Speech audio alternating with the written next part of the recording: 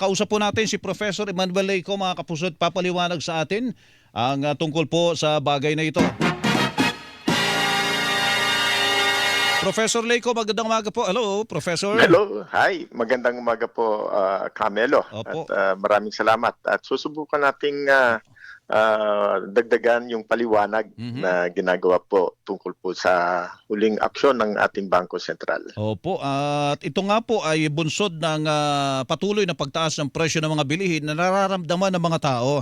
Sapagkat maliban dyan sa sinabi ng Bangko Sentral, meron pong survey naman na ginawa ang Social Weather Station na 50% ng mga Pilipino naniniwalang talagang sumama ang kalidad ng kanilang pamumuhay sa nakalipas na 12 buwan. So, Professor, ano po ang masasabi niyo po dito?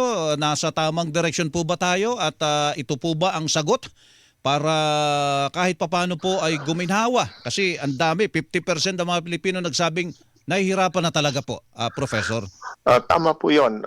Pero mukhang magkaiba po ang pinanggagalingan ng survey at iba naman po ang pinanggagalingan ng desisyon ng Bangko Sentral. Opo. Ang Bangko Sentral po ay ginawa itong aksyon na ito para po sa palagay nila ay mapipigilan ang patuloy na pagtaas ng presyo ng bilihin na kung tutuusin naman ay dapat makatulong sa ating pong mga mamamayan dahil po kung mapigilan ang patuloy na pagtaas ng presyo ng mga bilihin ay makakatulong po yan sa mga mamamayan.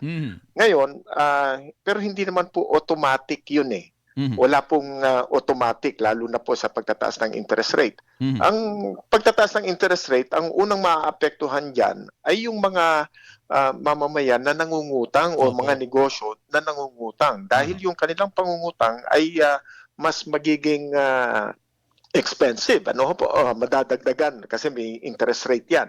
So, sino po ba yung mga nangungutang ngayon? Yung mga bumibili po ng property, na kumukuha ng loan sa bangko, tataas po ang kanilang interest rate, tataas ang presyo yan. So, maapektuhan po sila. Yung may mga credit card, maapektuhan po yan dahil pagka tumaas ang interest rate, mataas din po ang interest rate na ipapataw ng mga bangko.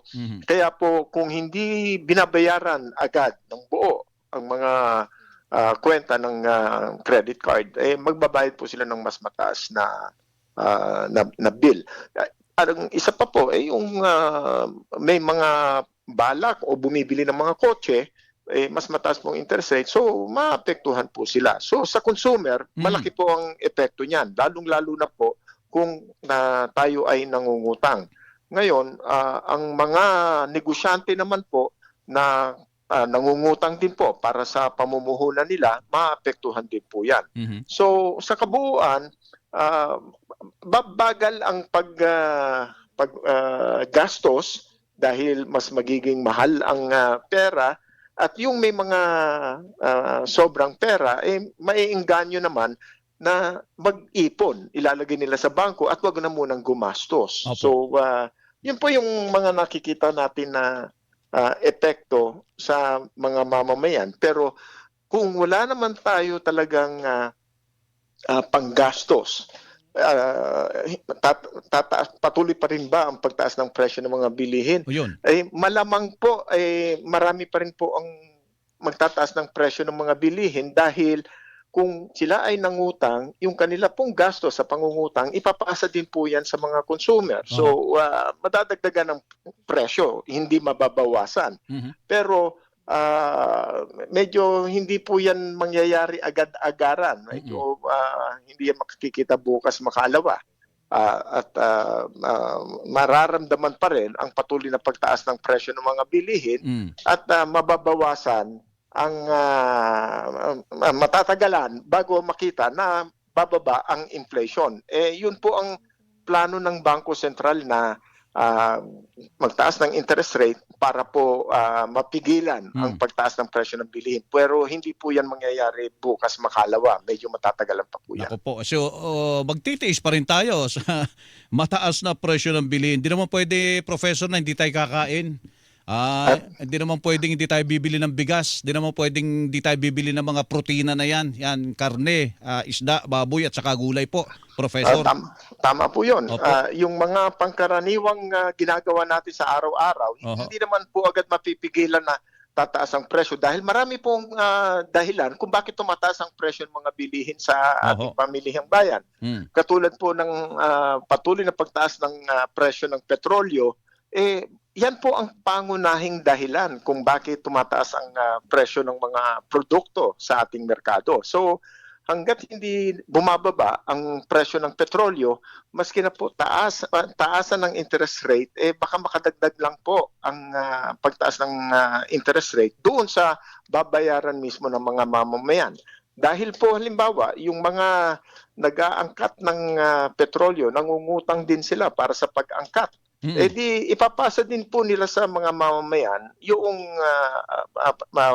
panibagong dagdag na interest rate Oo. doon sa kanilang inangkat. Opo. Professor. Meron din pong isang malaking mahalagang bagay po na sinasabi na maaring maging epekto nito ng pagtataas ng interest rate. Opo. Bumababa na po ang halaga ng piso. Talagang dumadaos-dos. Nasa 60 na naman po nung kamakailan.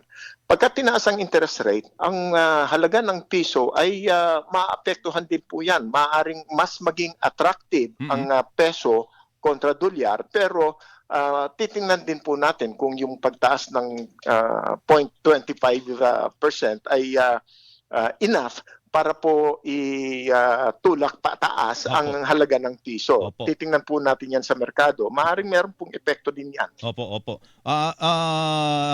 Parang lalakas po ang piso pagkatapos yung mga inaangkat natin, lilitaw na mas mura po. Ganon, Professor, ganon po ba yun? Maaari pong mangyari yon pagka tumaas ang halaga ng piso kontra dolyar, makakatulong po yan para pababain ang halaga ng mga ini-import natin. Dahil dolyar ang ginagamit natin at piso naman ang ginagamit natin para bumili ng dolyar sa merkado. So, mayroon din pong inaasahan na paggalaw ng piso kontra dolyar. Kasi ginawa daw ito ng Bangko Sentral, Professor, itong monetary board, talagang ito ang naging desisyon para daw sa, ang tawag nila, timely and preemptive policy action para daw protektahan ang ating ekonomiya sa pangkabuuan, Professor Leyco. Yun nga po ang sinasabi nila, magkaroon ng anchor at magkaroon ng mensahe sa merkado na handa ang Bangko Sentral na protektahan, na depensahan ang ating piso o ang ating ekonomiya. Pero alam po ninyo, hindi naman po ganyan agad na magre-react ang merkado. Tingnan din po natin yung mga ginawa ng pamahalaan nung panahon po ng COVID. Tumaas ang interest rate dahil mataas po ang inflation at that time. So, nakatulong ba na pababain ang inflation? Nakatulong pero hindi po ganyan na agad-agaran. Katulad din po yan ang mangyayari sa atin ngayon. Hindi po natin makikita na agad-agaran bababa ang inflation.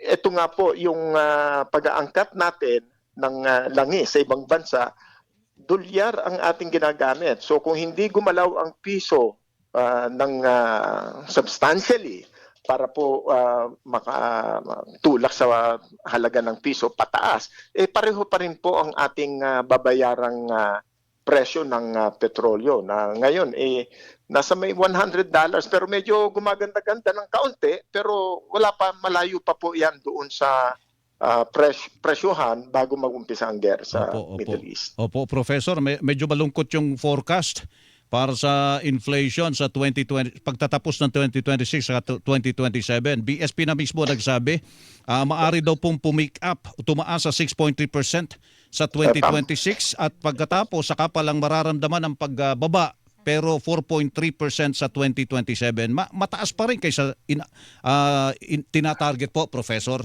Tama po yun. Kaya po parang porsigido ang Bangko Sentral na kontrolin ng inflation dahil nakikita nila na patuloy na tataas ang inflation. Ngayon, effective kaya ang monetary o ang pagtataas ng interest rate para pababain ng inflation? Maaring hindi po kasi meron din pong mga ibang ekonomista, mga negosyante ang nagsasabi na ang problema natin ay hindi demand.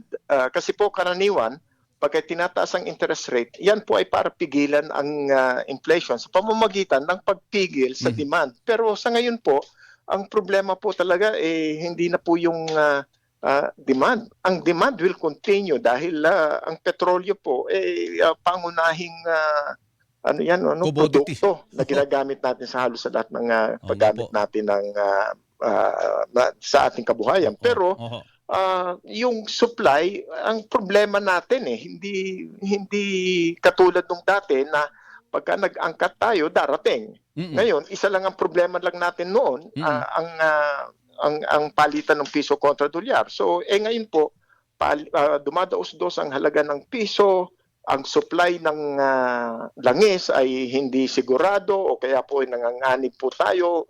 Dalawang malaking suliranin ang hinaharap ng bansa sa ngayon. Kaya po, kung minsan po sinasabi nila na nung bago matapos ang taon, ang problema natin noon ay yung political crisis. Patuloy po yan. Nandiyan pa rin po yan. Tapos nadagdagan pa ng gera. Kaya po, marami po ang nag-aalala ngayon sa paano ba natin titingnan o paano natin maimamanage, mapapamunuan ang ating kabuhayan sa ngayon. Marami pong nag-aalala. Kung, eto po, mabalik po dun sa interest rate. Kung tayo po ay nangungutang at mangungutang, maaapektuhan po tayo. At ang mga epekto niyan sa mga mamamayan, yung may mga credit card, may mga namimili po ng bahay ngayon. Siguro po, yan ang sinasabi natin sa mga middle class. Yan ang direct na epekto. Sa mga mahihirap at kapos at yung mga minimum wage earners, pagka patuloy po ang pagtaas ng presyo ng bilihin, talaga pong butas na butas ang ating bulsa, sobrang higpit na ang ating sinturon, ang makikita natin yan pagka nag-survey na naman yung ating pong andito na ang kagutuman ay lalong lumalala, ang kahirapan ay lalong magiging mas malawak. Sige po. Professor Leyco, salamat po sa panahon at sa paliwanag. Magandang umaga po sa inyo. Magandang umaga po, Camelo. Magandang umaga po sa inyong taga-subaybay. Si Professor Emmanuel Leyco, isang ekonomista.